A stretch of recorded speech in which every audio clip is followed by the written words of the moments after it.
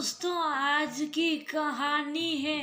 दीदी, मुझे आपके जैसा बनने का कोई शौक नहीं है। दोस्तों, कहानी शुरू करने से पहले अगर आपने हमारे चैनल को सब्सक्राइब नहीं किया हो तो कर लीजिए ताकि आपके पास पहुंच सके हर नया वीडियो। आज जब से वो कुरियर गरिमा को मिला, वो परेशान सी घर में चहलकदमी कर रही थी। मुझे गार्गी से आज जलन क्यों हो रही है? माँ पापा दोनों ने हम दोनों को हमेशा एक जैसा ही समझा। जहाँ हमने पसंद किया वहाँ ही शादी भी करवा दी, पर आज क्यों एक पल को ऐसा लग रहा वह मुझे हर बात पर निशा दिखाने की कोशिश कर रही है। ऐसा पहली बार हुआ होता तो समझ आता, पर बार बार ये सब सोचते सोचते और ना चाहते हुए भी गरिमा ने अपनी फोन को माँ को फोन लगा दिया। हेलो माँ, ये क्या है? फिर से गार्गी ने कुरियर किया। माँ, मैं जैसी हूँ वैसे ही रहने क्यों नहीं देते हैं आप लोग? हर बार गार्गी मेरे लिए ये सब जो करती है मुझे जरा अच्छा नहीं लगता है। मैं जैसी भी स्थिति में हूँ ठीक हूँ। मुझे से उससे ना तो कोई जलन है, ना ही मुझे उसके जैसा बनने का कोई शौक। उसके ससुराल वालों को आपत्ति है क्या मेरे रहन सहन से या मेरे कपड़ों से? क्या सच में गार्गी को भी हम पर तरस आता है? गरिमा माँ से बात करते हुए थोड़ा रोष व्यक्त करते हुए बोली, बेटा ये क्या कह रही हो? अरे गार्गी तेरी ही बहन है, क्या हुआ? जो उसने भेज दिया वो जानती है तेरे हालात। वैसे तो उसने मेरे लिए भी वैसे ही कुछ भेजा है, बता रही थी फोन पर। बेटा अपनी बहन को गलत समझना बंद कर, उसकी भावनाओं को समझा करना।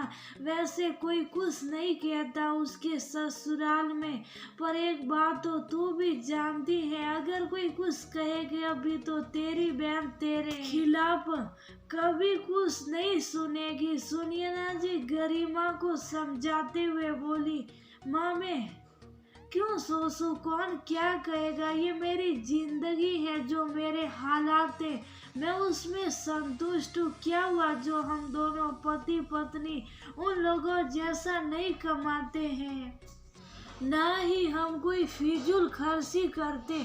हमें नहीं पसंद है गार्गी की तरह पैसे उड़ाने का। उसे हमारी वजह से शर्मिंदगी उठाने की जरूरत नहीं है। ऐसा है तो हम नहीं जाएंगे उनके घर, बात खत्म। गरिमा का मूड पूरा बिगड़ गया। उसने भी उसी वक्त फोन रख दिया। पता नहीं क्या सोचते हुए उसने वो कुरियर वाला बॉक्स उठाया और गुस्से में फेंकने ही जा रही थी कि दिल ने कहा देख तो ले एक बार। गरिमा मन को शांत कर डिब्बा खोलने लगी। अंदर एक पीले रंग का कुर्ता शरारा और दुपट्टा था, साथ में उसके पति नकुल के लिए भी कुर्ता पजामा। कपड़े बाहर निकालते वक्त एक कागज का टुकड़ा जमीन पर गिरा। उत्सुकता वंश उठाकर वह उसे देखने लगी। प्यारे गरुदी, पता है तुम मुझसे बहुत ज्यादा नाराज रहती हो। जितना होना है हो जाओ, मैं मना लूंगी तुमको। ये कपड़े प्लीज हमारे गर्भ फरमेश में तुम और जीजाजी पहन कर आना। पता है दी, तुम्हें लगता है कि मैं ये सब दिखाने को तुम्हें भेजती हूँ। तुम्हारे मन में मेरे लिए कड़वाहट भरी हुई है, पर ये सब करने के पीछे की वजह भी तुम ही हो दी। याद है हम दोनों में साल भर का ही तो अंतर है। हम जब भी कपड़े पहनते थे एक जैसे, बचपन जवानी यहाँ तक कि मेरी शादी पर भी हमने लगभग मिलते जुलते कपड़े लिए। हमारी शादी का जोड़ा भी एक जैसा ही था, जैसा तुमने जो 2 साल पहले पहना ना। अपनी शादी में मैंने भी लगभग वैसा ही लिया। तुम्हें याद है जब तुम्हारा वेदांत हुआ था तो मैं पूछी थी तुम कैसी साड़ी ले रही हो, तब मैंने भी वैसी ही साड़ी पहनी थी। फिर जब मेरी कुह हुई तो मैं अपनी जैसी साड़ी ही तुम्हें भेजी थी। उस वक्त जब तुम पहन कर नहीं आई मुझे बहुत रोना आया था।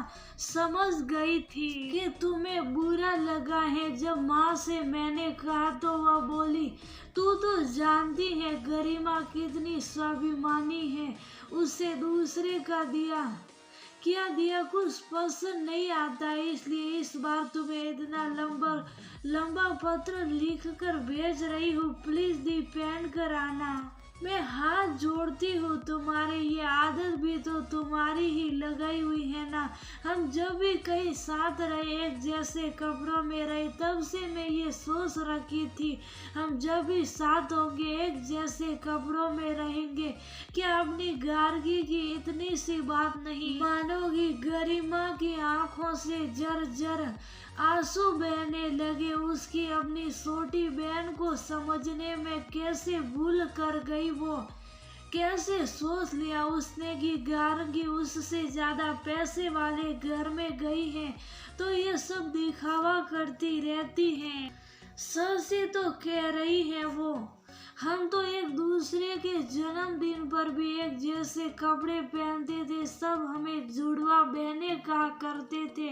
मैं ही तो कहती थी हम सगी बहनें हैं, हमेशा एक जैसे ही कपड़े पहनेंगे जब साथ होंगे। फिर मैं ही कैसे भूल गई। रोते रोते उसने गार्गी को फोन लगा दिया। हेलो गार्गी, मुझे माफ कर दे मेरी बहन, तुझे कितना गलत समझ रही थी। मुझे लगा तू अपने पैसे का रौब दिखाती। तेरे ससुराल वाले तुम्हें मुझे लेकर सुनाते होंगे, इसलिए तू हर बार अपने घर के फंक्शन पर मेरे लिए कपड़े भेज दिया करती है। ये बात तो मैं शादी के बाद भूल ही गई थी गार्गी, तू अभी तक याद रखे हुए थी। गरिमा बिना रूह के दिल की बात कह रोने लगी। तुम रो क्यों रही हो दी? मुझे तो तुम्हारी बात कभी बुरी नहीं लगी। मैं समझ गई थी तुम्हारे मन में कुछ है, इसलिए इस बार लिख कर भेज दी। पता इससे मिलता जुलता माँ पापा को भी भिजवाया है।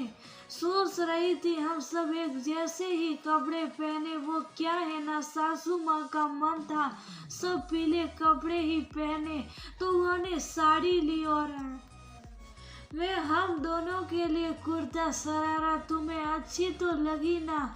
गार्गी ने पूछा। हाँ गार्गी, वैसे भी हमारी पसंद इस मामले में शुरू से ही मिलती है। हम जब भी कपड़े लेने जाते एक ही कपड़े पर साथ हाथ रखते, तब दुकानदार अंकल हंसकर पापा से कहते साहब आप एक बिटिया को भी लेकर आओ तो एक जैसा ही दो सामान घर जाना है। कहते हुए दोनों बहनें हंसने लगी। दीदी तुम समय से पहले पहुंच जाना, हम साथ में तैयार होकर बाहर निकलेंगे। जुड़वा बहनें जैसी तुम आओगी ना दी? गार्गी ने पूछा। जरूर आऊंगी गार्गी, और वह कपड़े ही पहनूंगी। गरिमा ने कहा। गर्भ प्रवेश में दोनों बहनों का पहले से प्यार देख सुनिया जी बलिया लेते नहीं थक रही थी। मन ही मन कह रही थी मेरी दोनों बेटियों को बस ऐसे ही खुश रखना।